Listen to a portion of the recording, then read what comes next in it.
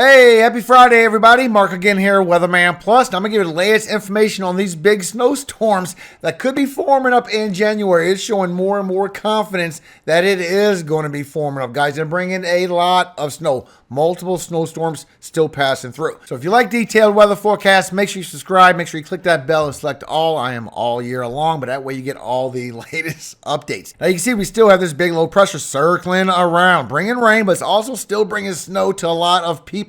Still bringing inches of snow to multiple places. Now, altogether, this is added up to a lot of snow. But what we have coming next, we still have this lower jet stream, and it's going to bring multiple storms right up the East Coast. And if it goes a little bit on a higher ridge, it could be a little bit sooner. Now, the reason why it's going to go up the East Coast is because we're going to be in a blocking pattern over here where nothing can go in that direction, and it has to go right up the coast. At the same time, we have the cold air coming in, meeting up with all this precipitation, bringing these potential snowstorms. So let me show you the new data, because the new data has come out, so it's a perfect time to show you what is going on. I did see in the comments in yesterday's video, people wondering who to believe, because my forecast is different than other people's forecasts. You got to talk to the community and see what's going on with people's track record on that. I can't make that decision for you. All I can say is that storm you had in the Northeast, I told y'all you wasn't going to get a lot of snow. When it came for Christmas, I told you was going to have a warm Christmas, not an Arctic blast.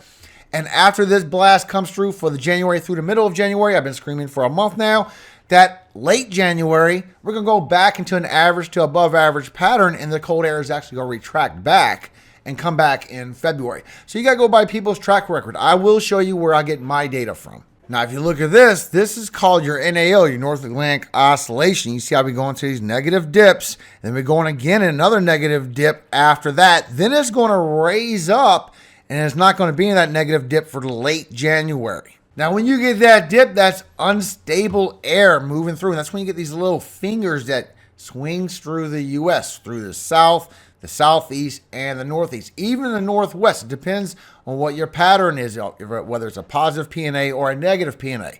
Now, you can see for your NAO, a negative NAO brings in cold and stormy, brings your jet stream over towards the southeast, and is going to bring in this cold air. And you get that blocking pattern right here, and it brings it on that high ridge, bringing these potential nor'easters. Now, you can also see the newest information on the Arctic Oscillation on your cold air. So we still have this cold dips coming through the south and the southeast all the way to the beginning of January. Still showing all the way to the 10th. Been showing this for a month. This is your strongest point and your deepest point. And then it's still going to be there from the 15th through the 20th, but retracting back a little bit.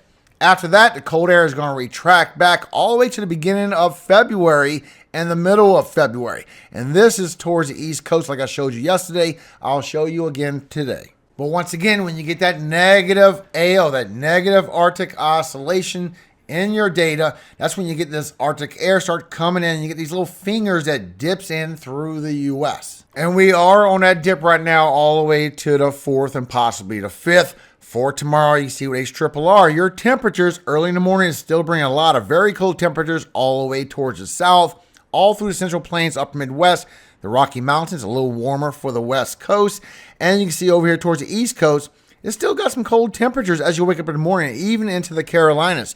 Now, with the wind chills, this is where it always showed worse. Tomorrow morning's wind chills, guys, is going to feel very cold, still showing it all the way into the panhandle of Florida, covering the whole country. Look at this. Even getting a single digits to teen temperature feels like temperatures for the upper Midwest, North Central Plains. And you can see with the Euro that all this cold air is still coming down from the 1st through the 4th, even the 5th, while some very cold air, the Arctic air, stays in Canada during this time, bringing some very cold temperatures. But all this red is actually freezing temperatures. You can't see it as red. To me, it should be blue, but very cold temperatures still moving through as these fingers continue for the beginning of January. And I did put this link in the description for you so you can go see literally your next 5 days, according to National Weather Service, of your lows and your high temperatures expected for the next 5 days for accuracy. Trying to remain as accurate as possible.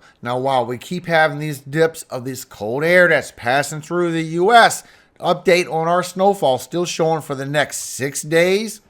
Still not much going on, but right after that, as we go past January 3rd, January 4th, we're going to start getting that system forming up towards the northeast, bringing a potential nor'easter. Still showing it's not going to be along the coast, guys.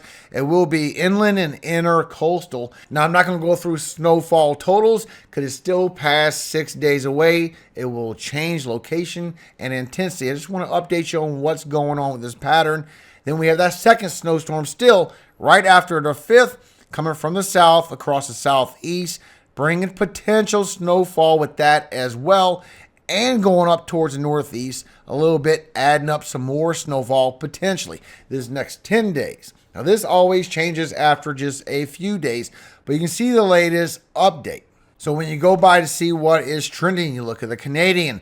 Canadian sees the same thing. You got that one snowstorm, then you got that second one bringing this cold air down. But GFS shows that for the next 10 days, it shows lighter, a little bit of hit, and a little bit of hit, and then in the northeast. That's it. Still coming in through the northwest real heavy. Rocky Mountains also for the southwest. Higher elevations getting a lot of snow.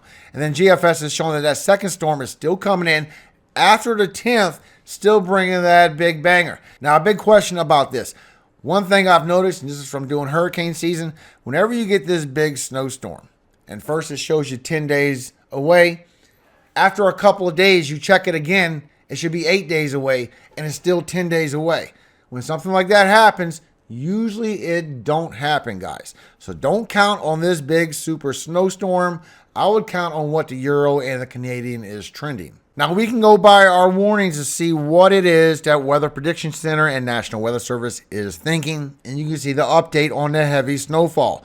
So from the 6th through the 8th, mostly the 6th through the 7th, but through the 8th also, you're going to have heavy snow all the way from the higher elevations of Washington, Oregon, even a moderate level over here for California. That's where I showed the 2 feet yesterday. Then all the way to the 8th, they're expecting the higher elevations of Arizona, a little bit of northern New Mexico, Colorado, Wyoming, Utah, Idaho, even Montana. A big swath of some good heavy snowfall coming through. And now, look at this, the 6th from the 7th, higher elevations of western North Carolina, eastern Tennessee, western Virginia, West Virginia, going through Pennsylvania and New York, maybe a little bit of New Jersey, western Massachusetts, and Connecticut. A slight risk for heavy snow, guys. And this is coming out of a lot of rainfall, so we still have the heavy rainfall all the way from the 6th and the 7th coming down the west coast, also from the south, going up towards the northeast from the 5th through the 11th, and really heavy right here on the 5th and the 6th. So be aware of that. This will not be snow. This will be flooding. So when you take a look at the latest information, you see with the Euro, it's still bringing a lot of heavy rainfall all down Southern California. Still bringing it for the South Central. All that red is 2 inches. All that yellow to that orange is 1 to 1.5. All across the Carolinas, going a little bit more inland like GFS has been seeing all the way to the northeast. Now, if you look at GFS shows for the 10 days about the same thing. A little bit more inland right here for the mid-Atlantic, but about the same information, just a little bit heavier. That's what you expect from the GFS. But also showing that next pattern coming right back into the same path as well. That's the one that GFS is seeing potentially becoming part of a snowstorm. We do have that cold air coming in at that time as well. I will keep you updated. That's even past 10 days. Another warning we have is a risk for high winds, and look how much it has grown, guys. Yesterday, it was just over here for the northwest, a little bit of upper Midwest. Now, from the 6th through the 9th, for the whole western side of the U.S. I did see some comments. People want to know what is the Euro showing for that, because I didn't show the Euro yesterday. I don't show it if it don't show anything. For the next 10 days, this is what the Euro sees. Maybe a little bit of wind along the Carolinas, maybe Virginia, as that first system starts pushing out before we get to the main event. This is for the 7th. This is right when everything's about to start brewing up. Now you can see that GFS sees the same thing on that. Bring a little bit more winds towards the Gulf, but right up that coast as well as we get that first snowstorm, potential snowstorm. Then after that, then it's going to bring in that dangerous winds all the way to the 9th. For the northwest, all the way down to the southwest. Now, I see this still going as further. GFS is still showing this getting stronger and going out towards the east, bringing even stronger winds. I will keep you updated. Yesterday, this was a little bit further to the west. In my experience, just like the 10-day rule thing, in my experience, when something like this, you see how it shows right here for today, this is going to slowly drift further and further to the east, maybe even go out into the Atlantic. If we do get those storms, those nor'easters go up the coast, the winds will be east side loaded. So this would be pushing all the way to the Atlantic. I will keep you updated as past 10 days as well. Now to get back to my data, look at the Arctic oscillation. I explained the cold air coming in all the way to the 5th, but now we have this cold air still coming down to the 10th, all the way to the 20th as it slowly retracts back, not slowly coming in even worse. So we're still dealing with these freezing temperatures coming through, right? But as we go towards the 8th and beyond, CFS is still showing this big anomaly pushing through with this very cold temperatures, guys. This right here, this shot at 348. And here's GFS on the very same shot. So it does see that cold air does come in. It's just not as intense as the CFS. Even the GFS overdoes it a little bit, guys. But still, we have this very cold temperatures moving through. This is your temperatures, not your wind chills. This is the wind chills from that very same shot. This is by Friday on the 12th. We still got time to perfect this. This is going to change because if you look at the previous runs according to CFS, you can see that very same shot. The cold air did retract back. Look at another previous run. Very same day, the cold air retracted back. Another previous run, it came in, but not as strong. Another previous run, the cold air retracted back. And you do see that even if this does come in as strong as it's showing, the trend has been it's going to retract back. You got to go by your trends when models disagree. After this cold air comes in for the 10th through the 15th, look how it just stays a little northern, but it stays warm as we go from the 20th and the end of January. We get some cold temperatures. We get some freezing temperatures even passing through. But that is actually above average compared to what we're used to as we go through January. We're going on a warm-up. The cold air isn't going to get worse. When it comes back, it will be for the East Coast in February. Now, once again, you can see where I get my data from. This is your Euro. This is not your ground temperatures. This is your lower level temperatures, your 850 millibars. This is your 5-day average. So on the 5-day average, you can see from December 25th all the way to January 2nd, we had that below average temperatures in the southeast, and we did. We're going to have this all the way to the 5th. You can see this hangs around all the way to the 5th before it moves away. But after this, we're going to have these storms coming on that southern side with that jet, bringing these colder temperatures as this cold air comes in. And it's still going to be Arctic air if it brings those negative temperatures, guys. And by the 11th and 12th, just like the data showed, look how the cold air starts retracting back already. And by the 15th and on, now you start having above average temperatures moving in for the 20th of January. In late January, it stays that way. Above average temperatures, and all this gray is averages. Blue is a little bit of below average in the Rocky Mountains. As you go towards the end of January, beginning of February, that's when you get them below average temperatures moving in for the East Coast, just like I showed you yesterday. So having all that information, this is the snowfall expected so far from the control member, the ensemble control member, number 1 of the Euro. For the next 15 days, I'm going to break it down for you. And we're talking about a lot of potential snow coming to the south, and a bomb of a blockbuster going to the northeast as well as the west coast. So this is what it breaks down to. For the next 5 days, you can see we still don't have much of anything going on. And then from 5 days to 10 days for that 5-day period, from January 3rd through January 8th. It is expecting that cold air to come down while we get that lower jet stream, giving that precipitation to this cold air, bringing a big snowstorm across the south central, across the south, Tennessee, Kentucky Valley, Carolinas, into Virginia, and the northeast. Closest you're going to get it for the coast. Then after that, from the 10-day to the next 5 days after that, from January 8th, January 13th, seeing another snowstorm coming, still showing its intercoastal for the northeast and bringing a lot of additional snowfall. And this is adding up for the west as well. So as we look at the control member, you can see what is expected by the Euro. So we're still going to get this atmospheric rivers next 36, 48 hours. Still going down California, more southern as we go later in the days. Next system is still rolling in as we go through the early January when we have that cold air in the south and the southeast. From the 3rd, it's going to start bringing some rainfall, also some storms to the west coast. Going towards the southeast, potentially bringing that snowfall at this point. Meeting up with a low clipper past through Canada, bringing that cold air, bringing that snowfall. Remember, you do have that warning for that slight risk for heavy snow at this time. Going right up the coast on January 4th, bringing a lot of mix and a little bit of snow. Going up to the New England January 5th and moving out on the 6th. Showing at the very same day, another one forming up on this lower jet stream, bringing some snow to the south central, cross Arkansas, and the south as you go through January 6th. January 7th, moving up by the Carolinas and Virginia. That also potentially bringing another nor'easter towards the northeast, but then you can see it transforms into rain after you turn to the 7th and 8th. It loses that cold temperatures. Then we have another one pushing through. This is where the Arctic air comes in for a moment, showing it will go all the way to the northeast as well. Ohio Valley, the Great Lakes getting heavier, bringing a lot of rain, but bringing the higher elevations in that snow on the 10th and the 11th for the northeast. Potentially bringing multiple nor'easters according to the Euro, and still having atmospheric rivers coming down in January for California. I hope this video did help you understand what is coming around the corner and where I get my information from.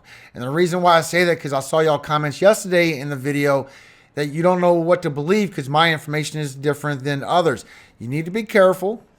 Even though we like certain people, your emotions can fool you and deceive you just because you like people. You need to go by people's track record. And I don't want to touch on this subject. It's always a touchy subject for everybody. All I can say is you got to find the answer for yourself. You can ask my community and look through my videos. I can only speak for myself. I did not say y'all was going to get that big nor'easter on that last snowstorm. I said it was going to be a lot of rain. I didn't say he was going to get an Arctic blast for Christmas. I said it was going to be warm, and it was a very warm Christmas. And I'm not saying that you're going to get cold air coming in late January and really bomb out. It's going to leave as you go towards late January, and it's going to be above average. We're going to have cool air coming in, but it's not going to be what we normally used to. It'll come back on the East Coast for February. So all I can say is you got to take that judgment for yourself. Just be careful. The same judgment that you judge others is the same way you will also be judged. So judge righteously and don't be a hypocrite. That's all I can say. But you do need to find these answers for yourself. That's all I can say about that subject. I'm sorry you're having so much confliction going on. I don't get a lot of views because I don't push that hype. I just rather be truthful. I think the truth should pay for itself.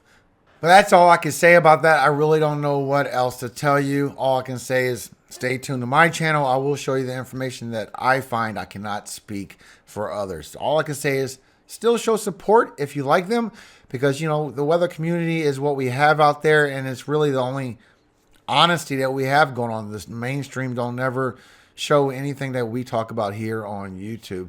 So please show support to people. Don't lose faith in people. They're always trying to help you. There's some out there. There's that little pinch out there that's trying to always do that hype to just make all that millions off of you. But there's a lot of us out here that's out here to help you. So just judge righteously and help those that you think is honest towards you. That's all I can say. But I think Peter said it best in 1 Peter chapter 3, verse 8. Finally, be ye all of one mind, having compassion one for another, love as brethren, be pitiful, and be courteous. Amen. We should always help as much as we can. Some of us lose track sometimes, and they get concentrated on the money, but they come back because you say something. To be honest with you, I am who I am today, not only because God put me in this position, for one, two, faith from my wife. Otherwise, I would never even be here. She made me do this. I didn't have faith in myself. And three, it's all of you that has made me who I am today on this YouTube channel. When you correct someone, they either change or they die off. And when they change, you changing them for the better. So don't hate on people. Don't be mad at people. Correct them.